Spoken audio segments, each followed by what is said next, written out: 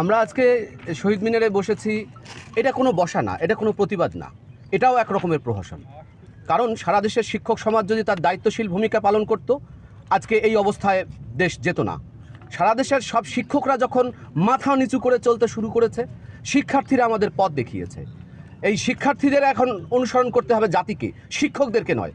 আর police যেভাবে গুলি করেছে, এটা তো আমাদের একটা জিনিস পরিষ্কার হতে হবে যে এটা সরকারের নির্দেশ ছিল কিনা যে যাকে পাও গুলি করো।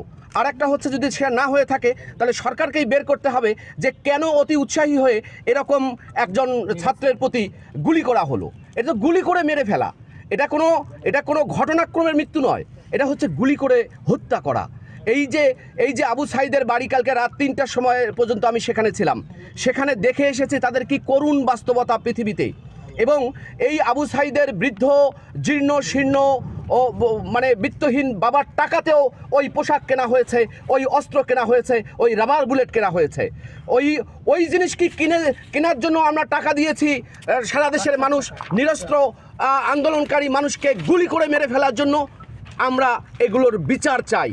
আমরা সারা দেশের সব শিক্ষকদেরকে অনুরোধ করি, আপনারা মাথা নিচু করে থাকার বদলে মেরুদণ্ডটা একটু সোজা করে দাঁড়ান। আপনাদের মেরুদণ্ড না থাকলে জাতির মেরুদণ্ড থাকবে না। এই মেরুদণ্ডহীন জাতি আমরা দেখতে চাই না। আমাদের প্রিয় ছাত্র আবু সাঈদ, সে তো নিরস্ত্র ছিল, তার হাতে একটি নর্মাল একটি লাঠি ছিল এবং যে মুহুর্মুহু গুলি করা হচ্ছিল, এটাকে তো আপনারা কি বলবেন? এটা সারা দেশের মানুষ দেখেছে, আমাদের বেগম রোকেয়া বিশ্ববিদ্যালয়ের শিক্ষার্থীরা দেখেছে, সবাই দেখেছে। এবং আমি তো বলি যে একটি পাখিকেও কিন্তু এভাবে গুলি করা যায় না। তো একটি সভ্য দেশে, একটি গণতান্ত্রিক দেশে একটি এরকম মানে সুশৃঙ্খল বাহিনী এই ধরনের অপেশাদার যে আচরণ, এটি কিন্তু কোনোভাবেই কাম্য নয়। আমরা এই ঘটনার তীব্র নিন্দা জানাই এবং এই ঘটনার সুষ্ঠু তদন্তের জন্য বিচার বিভাগীয় তদন্ত আমরা দাবি করি। এটা আমাদের একটি তাৎক্ষণিক প্রতিক্রিয়া মানে গতকালকে আমরা এই প্রতিক্রিয়াটা গতকাল যদি দেখাতাম, তাহলে এই প্রতিক্রিয়ার ফলে পরিস্থিতি আরও ভয়াবহ হতে পারত, আরও যে কোনো শিক্ষার্থীর জন্য এটা আরও ভয়াবহ কিছু হয়ে যেতে পারতো। সেজন্য আমরা সময় নিয়েছি এবং আজকে আমরা মনে করেছি এই হত্যাকাণ্ডের প্রতিবাদ করা দরকার। নিশ্চয়ই সাধারণ শিক্ষক এবং আমাদের বিশ্ববিদ্যালয়ের যে শিক্ষক সমিতি আছে তারা বসে এই ঘটনার ধারাবাহিক কী প্রতিক্রিয়া জানানো দরকার, আন্দোলন করা দরকার, সেটি করবেন। আমরা আজকে এখানে শুধু বলতে চাই যে ঠান্ডা মাথায় রাষ্ট্র একজন বিশ্ববিদ্যালয়ের শিক্ষার্থীকে হত্যা করেছে। একজন নিরস্ত্র মানুষ, যার হাতে কোনো অস্ত্র ছিল না, তাকে গ্রেপ্তার করতে পারতো, তাকে লাঠিচার্জ করতে পারতো, কিন্তু সে যখন আত্মসমর্পণ করেছে তখন পরপর একাধিক গুলি করে সে মাটিতে লুটিয়ে পড়ার পর আমরা দেখেছি যে আবার যখন উঠে দাঁড়িয়েছে আবার তাকে গুলি করা হয়েছে। এই রাষ্ট্র এইভাবে মানুষের উপরে নির্মমভাবে হত্যাকাণ্ড চালাতে পারে না। একজন বিশ্ববিদ্যালয়ের শিক্ষককে আমাদের কাছে মনে হচ্ছে কোনো পূর্ব পরিকল্পিতভাবে কোনো উপরের নির্দেশনায় এই ঘটনাটি ঘটনা হয়েছে কিনা আমরা জানতে চাই। ফলে আমরা এর বিচার বিভাগীয় তদন্ত দাবি করছি এবং একই সাথে মনে করছি এই বিশ্ববিদ্যালয়ের ক্যাম্পাসটাকেও শিক্ষার্থীদের জন্য নিরাপদ করা দরকার।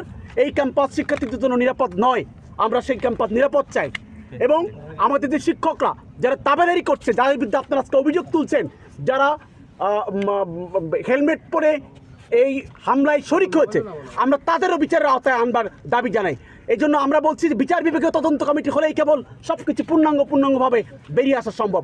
আপনাদের মাধ্যমে আমরা দাবি জানাই বিচার বিভাগীয় তদন্ত হোক, কারণ একজন শিক্ষার্থীকে রাজপথে প্রকাশ্যে ঠান্ডা মাথায় হত্যা করবার বিচার না হলে এই রাষ্ট্র কতটা দেউলিয়া হয়েছে সেটি প্রমাণিত হবে। আমরা এড়াতে পারি না যে ঘটনাটি গতকালকে ঘটেছে, এর জন্য আমরা লজ্জিত, স্তম্ভিত। আমরা দায় এড়াতে পারি না। তবে যারা ছিলেন সেই সময়ে আমরা চেষ্টা করেছি, আমাদের শিক্ষকরা, কর্মচারীরা সবাই চেষ্টা করেছে দুই পক্ষকে সংযত করতে। তারপরে এই অনাকাঙ্ক্ষিত ঘটনার জন্য আমরা লজ্জিত।